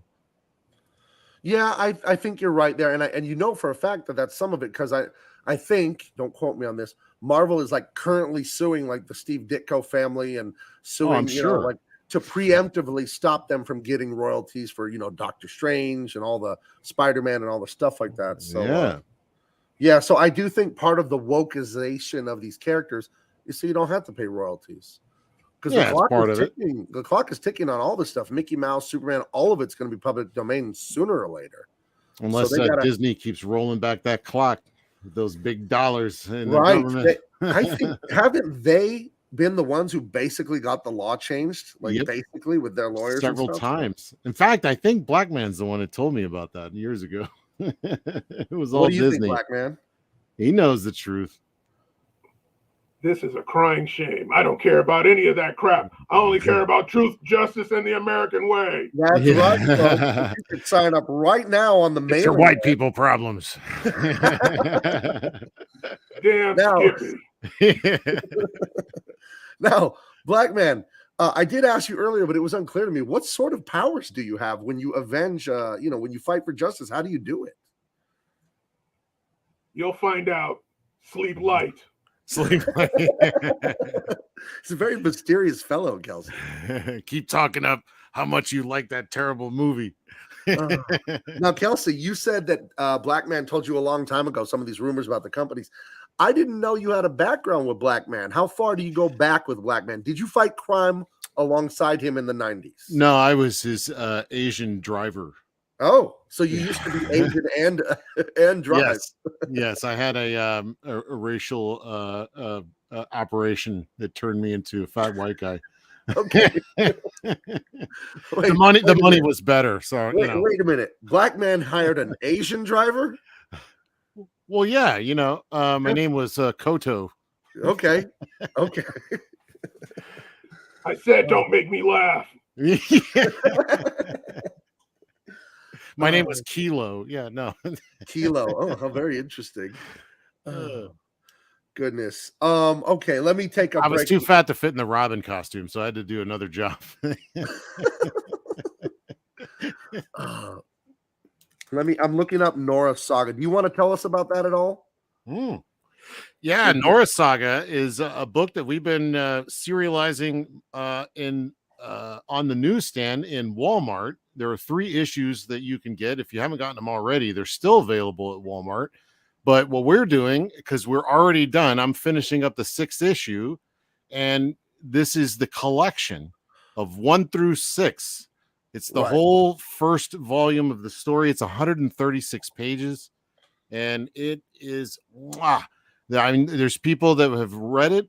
They really like the promise of it, but they're not, they're stuck in the middle. There's 3 issues, so they don't really know where it's going. And we're dying to get that story in their hands because it is so good toward the end. It really makes everything kind of come together. And we, put a strong foot forward for the new volume because we're going to keep going. We really love this story and we got more to tell. So, yeah. So if you get into this, it's a promise of more. So don't worry that you're going to get into this and be like, oh my God, there's more. I need to know more. There's more coming. Very cool. And people can sorry, this other screen jumped in front of it. Sorry, I was clicking. Van Damme always getting in the way. Sorry, Van Damme just is always front of mind for me. So Nora Saga, people can check that. They can back this campaign right now. I threw the link into the chat, and it looks gorgeous, Kelsey. This is fantastic work you're doing here, and you're doing the full illustration, right? Pencil, ink, and color. Like that's all you. Oh yeah. It's gorgeous, man. You should be really proud of that. I think it's fantastic. Yeah, So- That's why he left Bass Reeves. exactly. I was about to say that's why you're on Bass Reeves. Is 'cause Yeah, that you know, I do have to thank you for flaking out on Bass Reeves. Yeah, you're welcome. Hey, Pat. You know, sometimes we get on Kelsey because, okay, I used to live in Hawaii when I was in kindergarten for a while, and there's a thing called island time. That means if you're meeting someone at 1 in the afternoon, no, you're not. You're just meeting them that afternoon. I'm also Yeah. Mexican, and we also have, you know, Chicano time. It's sort of the Yep. same thing. You show up at the family picnic. It's a you know, southern thing too. Yeah, Yeah. okay, it's a That's southern how we thing. do things down south. You're just for a little further south. That's right. So we want to thank Kelsey for flaking out on Bass Reeves, because I wouldn't have ever got to do this with Black Man's best friend Dave Williams. Everything happens for a reason. I think you're Look killing at it this on this spread. book. I think Black it's Man, what do just- you think of that? Wow, I haven't seen this. Nice. Damn good. It is. Yeah. See, I Black think, Man I knows where think it's the at. colors really carry this, you know? I think the drawing was I solid. wouldn't go to that far, punk. I think the drawing was solid, but the colors over the top. That's what I'm gonna Beautiful stuff, man. This is well, great. thank you. But no, Bordeaux says my copy has a big Walmart sticker on it. I'm sorry. to hear that. Oh, Yeah. yeah, But- that was our distributor who we're currently having issues with right now.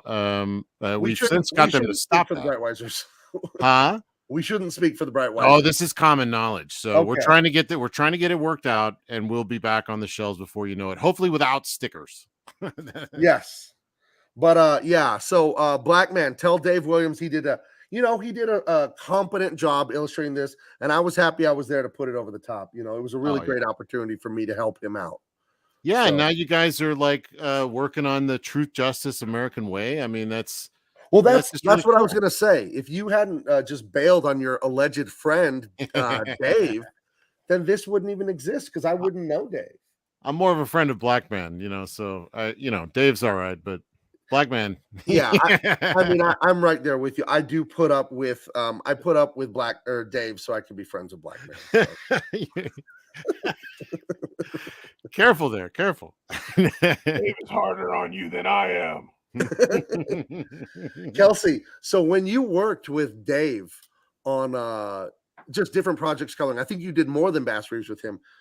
I have the distinction of having colored more of Dave Williams' artwork than anybody else on the planet.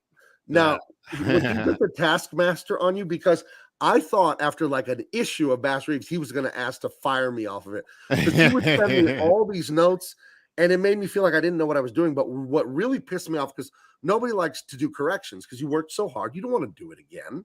That's right. In this business, we don't. I don't know. I've always done it perfect the first time, Gabe. I don't know. What's he talking? That's What are you not talking what about? That's not what Black Man told me Dave said. But let's Don't see. make me laugh. Yeah. No. Yeah, it comes with the gig, and yeah, Right. the thing is that it makes it better. He knows what he wants, and what I love is he's always so good with the lighting, and then just he knows how to pull it over the top. Everything that I've done with him he's come out some of the best stuff I've ever done. Right. So and there's a reason, because he's hands on. Yeah. Well, yeah, I thought he didn't like me and stuff, and I like, what are all these dumb Well, he doesn't, but corrections?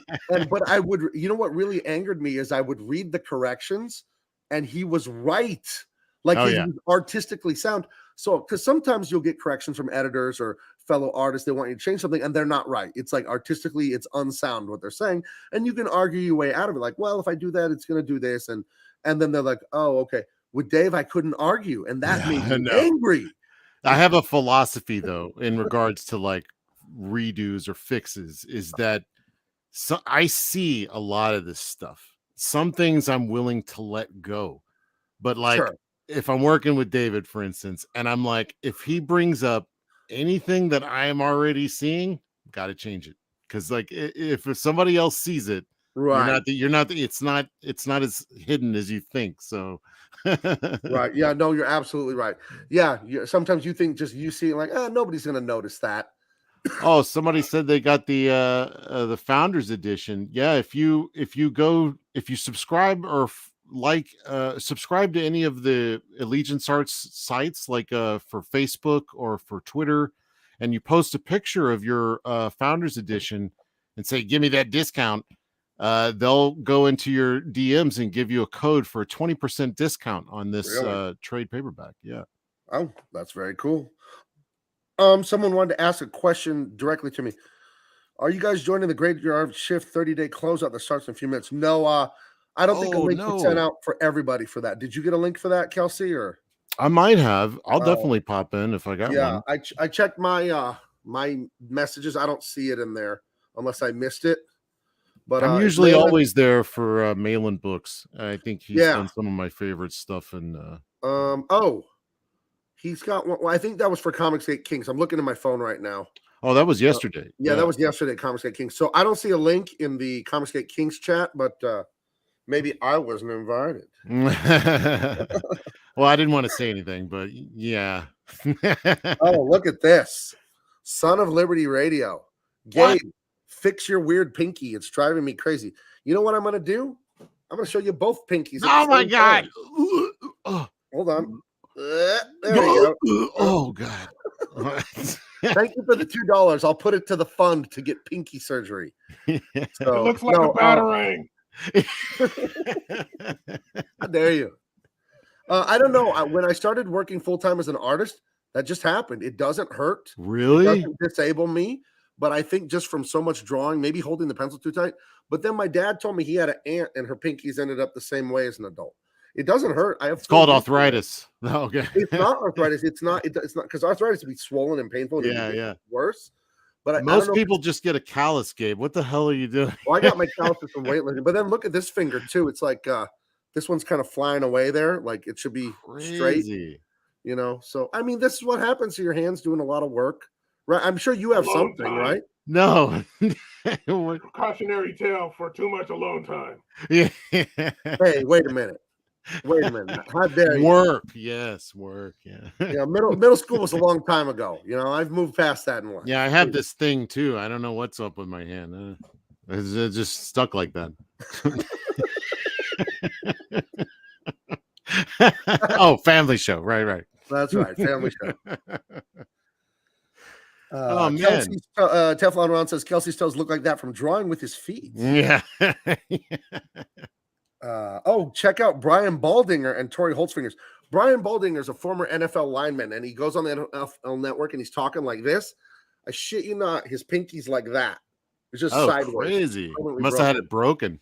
Yeah. I know Denzel had like a weird thumb. And then who's that chick that was in the Transformers movie? She also had like a weird thumb.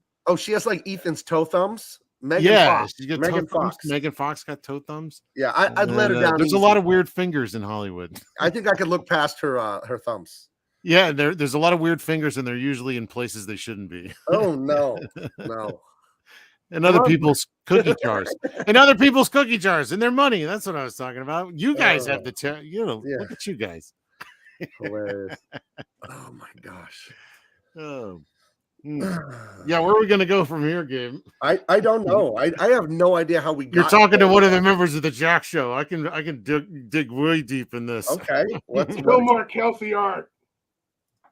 Yeah, let's see some of your art. What you got for us? I'm gonna throw Nora's Saga back up there too and scroll through the campaign. Let's see. No spoilers. All right, I'll show you some. Here's the Nexus page I'm working on. All right. Nobody's seen this one yet. You sharing it? Not yet. Let me see. Haley Berry has 6 toes. Holly Berry? No kidding. How do we feel about her? She's still hot? Yes. Okay. Absolutely. Oh, yeah. I saw her at a UFC fight recently. She looked great. That's right. Yeah. That's right. Yeah, I've always liked her. Ooh. Yeah. So this is page 3. So like they're on this planet to get one of the triplets. The triplets have all been kind of kidnapped by these different sort of what do you call them? Not mafia guys, but different gangsters. Yeah, and they have different plans for them. And this one is on this planet where they mine this crystal and they use these children. And I forget what the name of these aliens are. But they use these children to like mine deep in this underground, and the planet's about to explode. I think they've mined a little too much, and there's all this like mining pressure. So he's going down there to save all the kids. I'm still working on this panel, but fantastic, man. That is thanks. gorgeous. Yeah, I and love so the palette. hi, thanks. What'd I you say? love it. Oh, thanks. Is it roboting? Is that what's wrong? Oh no, I have terrible hearing now. Too many rock concerts when I was young. The black man loves it. Yeah, good. Thank you. Yeah, so this is going to be coming out pretty soon. I'm trying to get him. I have the first 11 pages and I'm just finishing up the last little bit of details. And then I'm going to work on a cover that we've already discussed, Baron and I. So once I get that done, he's going to be launching this sucker. And hopefully you'll be able to get 1 and 2 with the deal, you know. And will this just be a Nexus standalone, or is it with another your boy? Okay, so it's just it was with your boy Zach, but because of Baron getting out lately and becoming kind of a little media star, you know, being on Fox News twice. He's talking about his new book, Thin Blue Line, which you should go check out. It's very cool. Yes, and he's getting a lot of heat right now. So you know, Zach, being just a smart business guy and a good dude, he's just like, I think you'd probably have better success if you did this one on your own right now. So that's exactly what we're doing. Yeah, it's gonna be good. So part 2, and then I'm working on a third one. It's a 3-part series. Third one will be coming probably early next year if I can help it. And then we'll do a trade. And then I know he's got more. So if he hadn't gotten completely sick of me, I'd love to keep going with some Nexus. I love Nexus. So. Is this your first time working with Mike? Because he's the one that got me into comics professionally, like 16 years ago. Yeah. I could be the first time I've worked with Mike. I don't know. Yeah, maybe. I don't know. I've worked with a lot of guys. It's possible I did work with him in the past. I'm not sure. Someone is saying, Fearsome Bullet. Kelsey, why is Marlon, I'm assuming Malin, why is Malin's stream scheduled for tomorrow? So maybe is the closeout tomorrow for Malin? I don't know. I have no idea. I don't. Malin's one of those guys. He's busy, so he's not in the back room a lot. You'll know, you know, you get pretty short notice when you're ready to go, and you know, you know, for like his Comics Gate shows, he'll, you know, let everybody know, and then boom, it's on. And then you know, like he's real no nonsense. So like he doesn't hang out in the back chatting it up, you know. I forget what was the question with that. Oh yeah, so I don't know when his like streams are scheduled. If I'm not on it, like he doesn't even, I don't know. Right. Yeah, and I checked again. I didn't see anything in the private chats with a link or anything to go. Yeah. For that. Well, okay, cool. Well, it's tomorrow. Yeah. Someone in the chat, Lord Colostomus Butt Eagle. Okay, good. Yeah, which is just one of the best names I've seen on here. Colostomus Butt Eagle. He said the closeout was Wednesday. So to answer our earlier question, if I'd be attending that in half an hour, the answer is no. Okay, closeout is Wednesday. That's tomorrow. All right, cool. Oh, yeah. No, wait a minute. Now Liberty Radio says it's in 2 hours. Well, that's Bob Gable says, I think he's drunk. He was on Pop XP. It's today. Okay. We've decided we don't know what the hell's going on with this. John Malin's book will close out sooner or later. I don't know if it's today or tomorrow. That's Dele says Von Klaus's book launches tomorrow. Terror. That thing looks so good. And Klaus is a hell of a writer. So, yeah, Von Klaus. Okay. I'll have to check that out. I saw a link to that in our private chat, and I didn't check it out yet. Yeah, good stuff. So I've been pretty excited about this. I'm actually going to do a piece for it. So very cool. I have an update. I need to do that like now.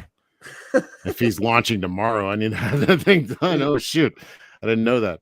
Oops. Okay, I got an update. Black man, I want you to deliver a message to Dave Williams. It turns out the chat is saying Mad Max Fury Road sucks. Yes or no? It turns out I'm winning 60-40. But not by much. Look at Jack Diddley. We're all wrong. You lost. You just don't know it yet. Oh, that reminds me of Fist of the North Star. Have you ever seen that? Oh yeah, the anime Kenshiro. Yeah, I saw that when I was like 15 years old, and he would beat the crap out of those guys, and then he'd walk away and go, "You're already dead. You just don't know it yet." And they'd be like, "What?" And then their heads would like explode and stuff. Like that. Yeah. Yeah, if you guys haven't seen Fist of the North Star, do yourself a favor and watch it. It's awesome. Classic. Yeah, Yes. good stuff. Yeah, it has about as much story as Fury Road. Maybe a little bit more even. I don't like how Black Man has those glasses on. I can't tell who he's staring at. We're looking at our soul. Staring right into your soul. It's like he wants to eat one of us or something. Who do you think would taste better, Kelsey or me? Just you, pal. Just you, pal. Oh, man.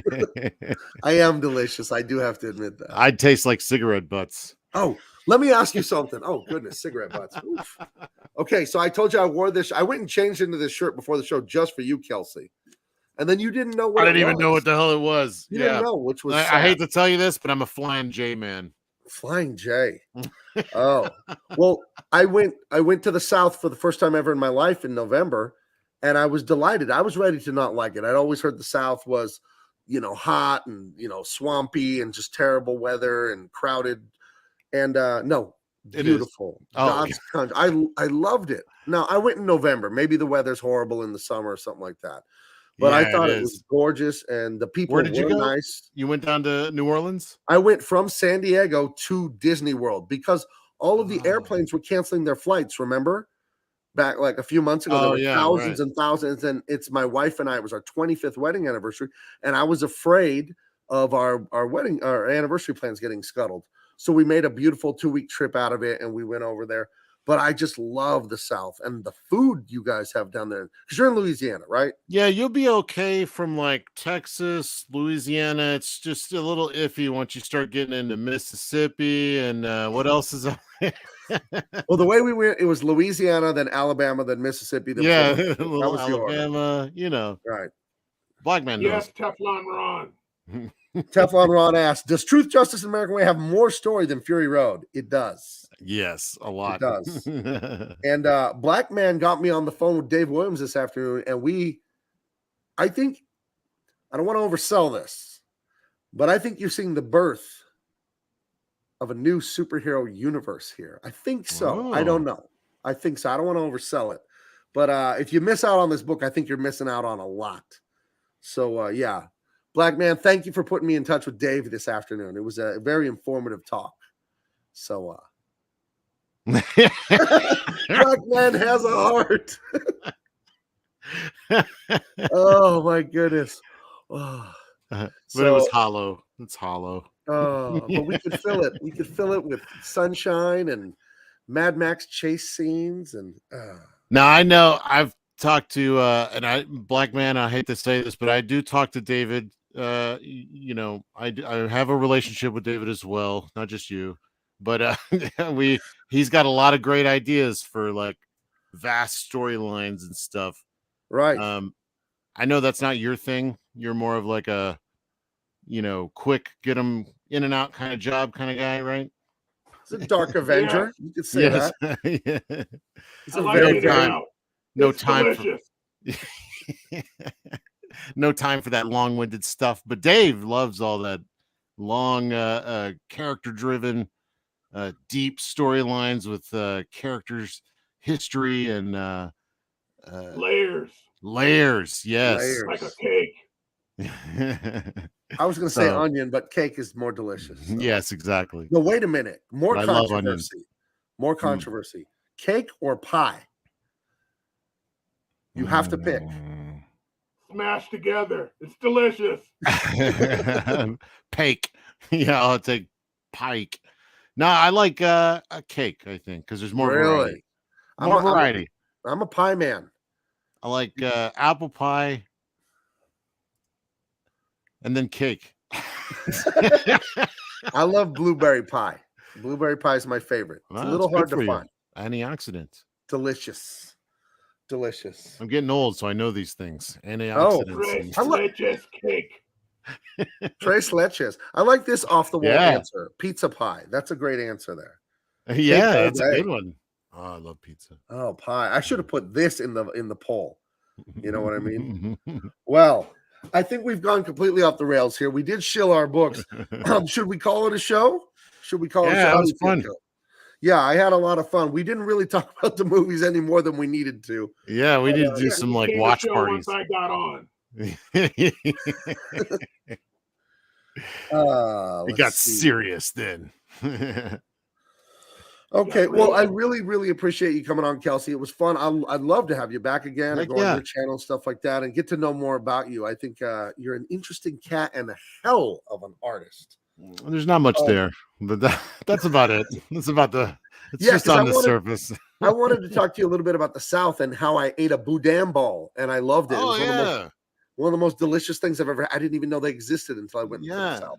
I'm not gonna tell you what's in it, but I figured out, it was meat and rice and things, and then it was deep fried. yeah, it's good. It's like jambalaya in a sheep's gut. Right. Cow Yeah. gut. But I mean, I've been telling everyone since mid-November that I couldn't have been more pleased with the South. I thought it was a beautiful place. Awesome. I was expecting to not like it. Yeah, But I'm actually from Chicago. I'm just kidding. No, Right. I'm not.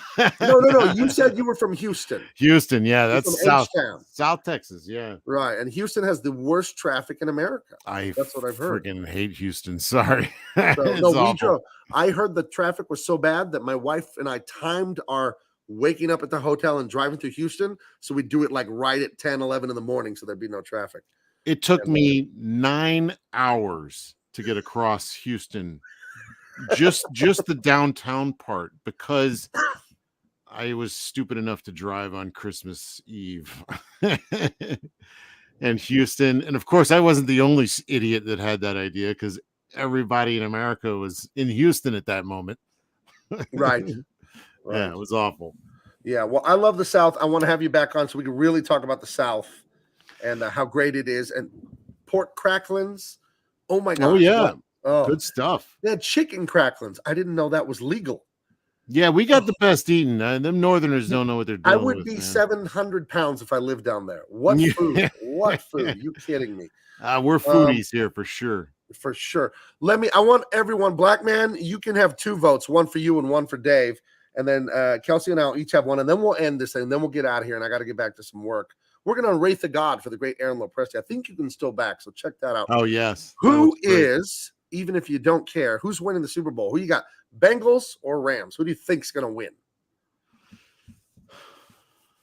I'm going to go Rams.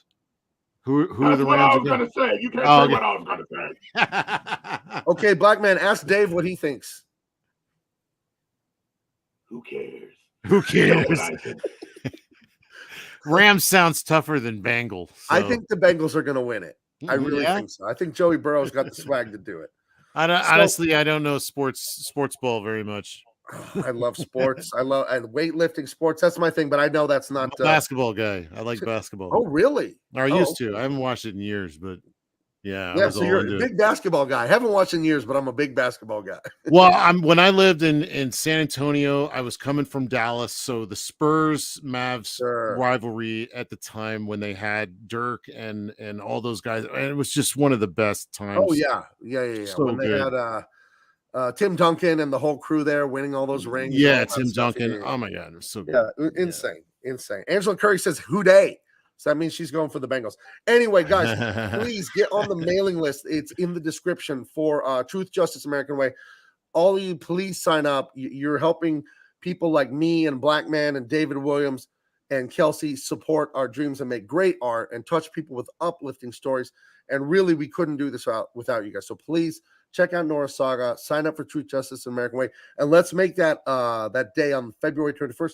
Let's make that just a colossal hit for Comicsgate and the whole community. Okay. Right on. Thank you guys for joining us, and we will.